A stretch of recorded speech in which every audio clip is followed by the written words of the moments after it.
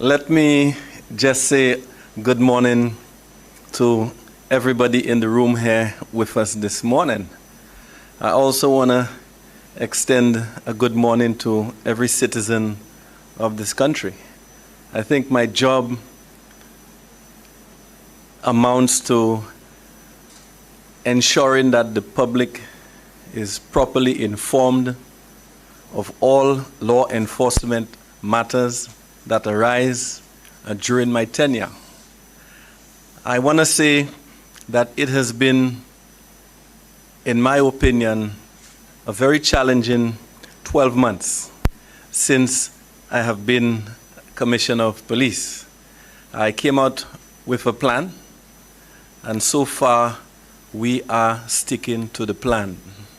I think I'm on record indicating in January of 2025 that whereas the Royal St. Lucia Police Force may not have a direct impact on the number of homicides in the country within the short period, but we will certainly be able to have an impact on other crimes. And basically, we are now seeing the fruits of the labor of the officers throughout the respective period. We have seen a marked decrease in the amount of burglaries, a marked decrease in the amount of robberies. Sexual offenses has gone down by 21%. In fact, let me reiterate a number from my colleague. I think it's around 4,800 live rounds of ammunition that have been intercepted on the streets of St. Lucia throughout the respective period. And this is a testament of the amount of work being done by my staff in the Royal St. Lucia Police Force. I want to take the opportunity to thank them. I want to thank every single police officer within this organization. I also want to thank all the other law enforcement branches that have supported us within the respective period. In my opinion, without the work of these respective staff, we would not see that 16% reduction in general crime. I also want to say, again, it gives me solace really to indicate that the number of rounds intercepted is the highest number of rounds intercepted in the history of record keeping in the Royal St. Lucia Police Force. And again, this is how hard the officers have worked to take out some of these things from the street. Even with the 95 weapons taken off the streets, because I am of the knowledge that today the work continued, and we did move 1 firearm and 12 rounds of ammunition off the streets of St. Lucia today again. And that too, that 95 firearms, for the respective period, is the highest number of firearms intercepted in the history of record keeping in the Royal St. Lucia Police Force. So something is happening on a positive side, and I must say it redounds to the work done by the great men and women in law enforcement in St. Lucia, and I want to take the opportunity to thank them. We have a lot of things going on in regards to traffic and road safety. And I think I'm on record indicating in January of this year that although we may not be able to have an impact directly on the homicide rate over the respective period, we are able to have an impact in regards to road safety. And I think we augmented the staff complement at the Department of Road Safety by almost 100%, because we recognized that it was virtually impossible for us to have more than 98,000 registered vehicles on our streets being policed by only 45 persons. So we had to increase the department twofold. And now the statistics are here. Now we have seen the Department of Road Safety being proactive in that they will ensure that the vehicles are safe and persons are driving within the remit of the law. That has culminated in the reduction of fatal accidents from 20 in 2024 now to 10 in 2025. And that is the plan. That is what our intention is, to cause a reduction where we can to save the lives of St. Lucians. Because where last year we saw 22 people met their demise through road safety, it is something within our control. I think we placed more resources in that department. We changed the leadership. We trained the officers. We did the training of about 45 new officers in regards to motorcycling. So we have 45 new officers able to go on the motorcycles and to enforce the road safety department. So we've done a lot. During that period, we've had 2 or 3 matters at the top, and I usually say that, of Samuel Walker's wedding cake. Matters where it has elicited great interest from the public and the media, and rightfully so. Rightfully so. In my opinion, we have been able to communicate effectively over the respective period because of our open policy with the media. We find that the media is doing a very good job in that regard. And of course, this is why we are being so transparent with the media, because we really want the citizenry to understand the law enforcement environment. And the best way to do so is with that partnership with the media. So we have had 3 major cases that keep on recurring with us.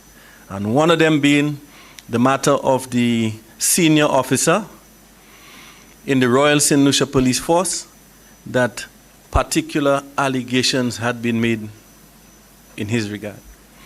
I want to again caution St. Lucians, myself, my senior officers, and also the reporting agencies, that we are guided by rules.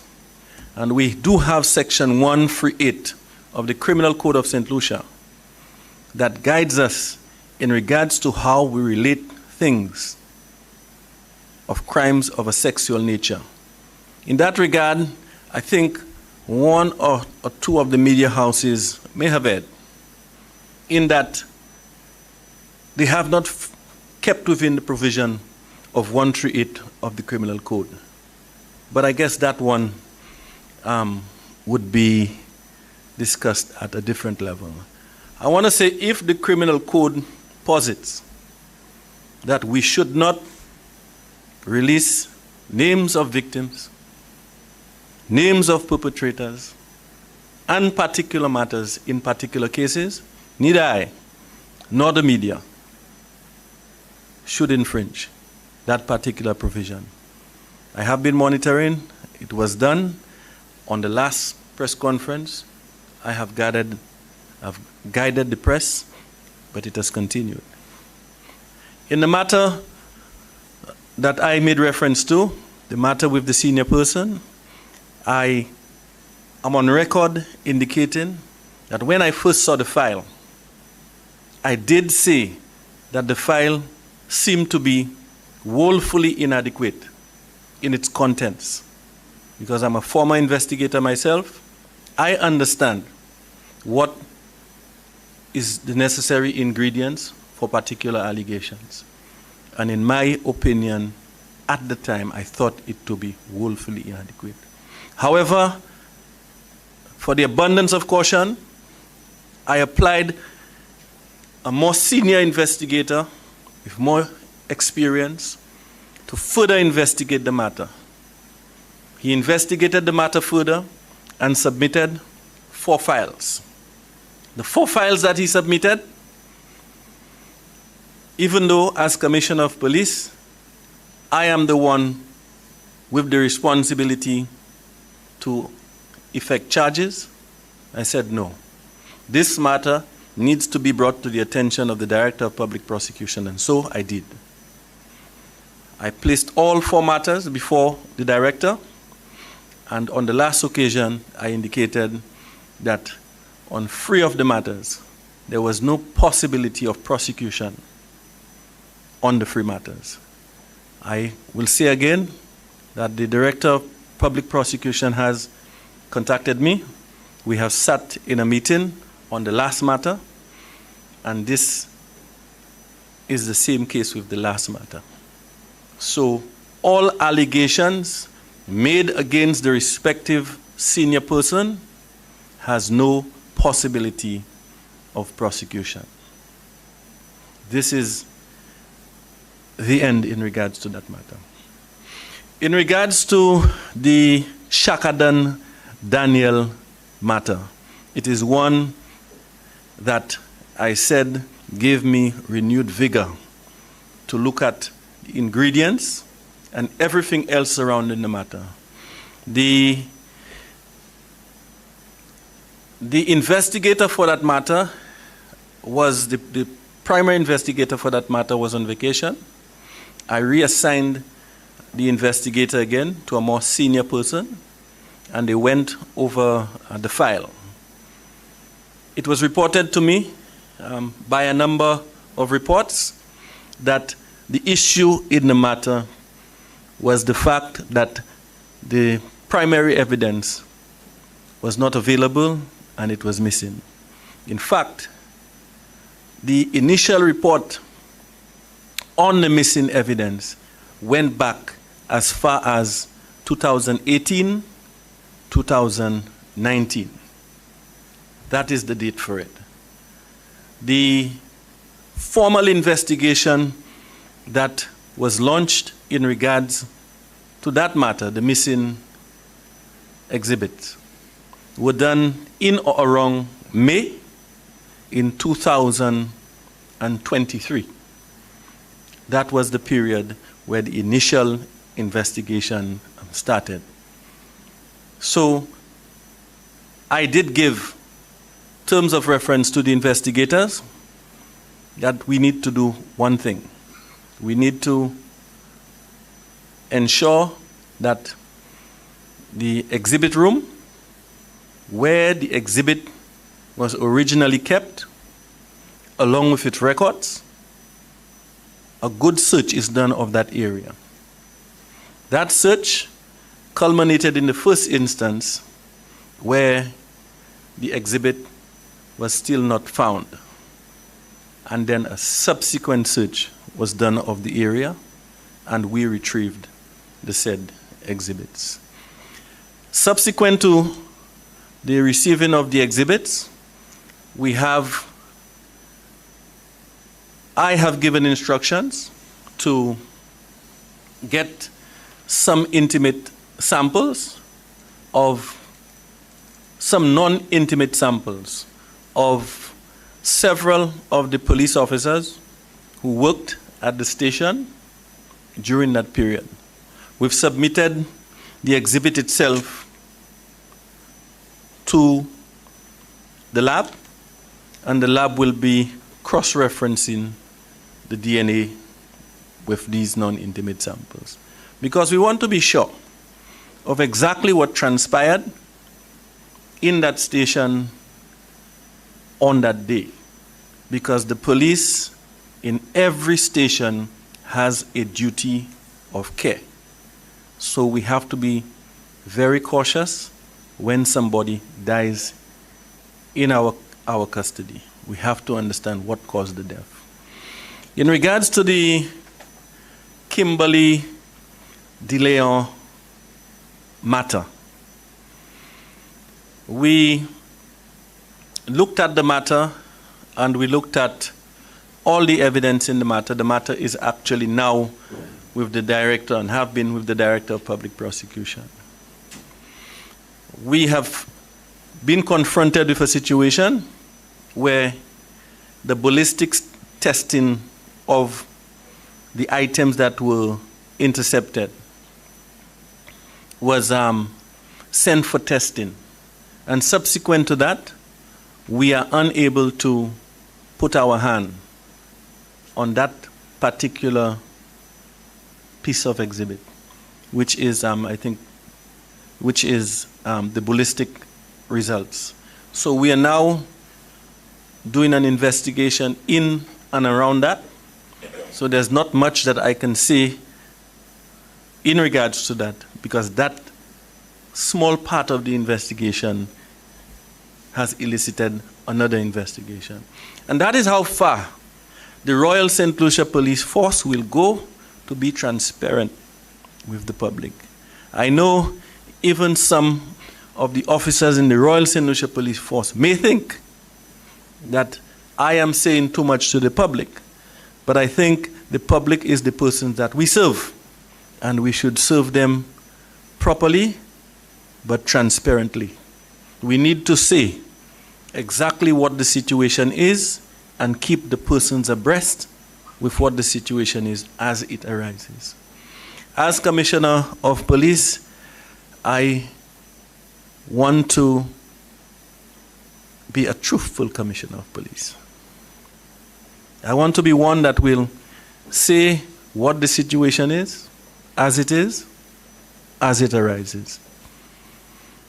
So when I demit office, my legacy in the organization will be very, very clear. In regards to the Arnold Joseph, right?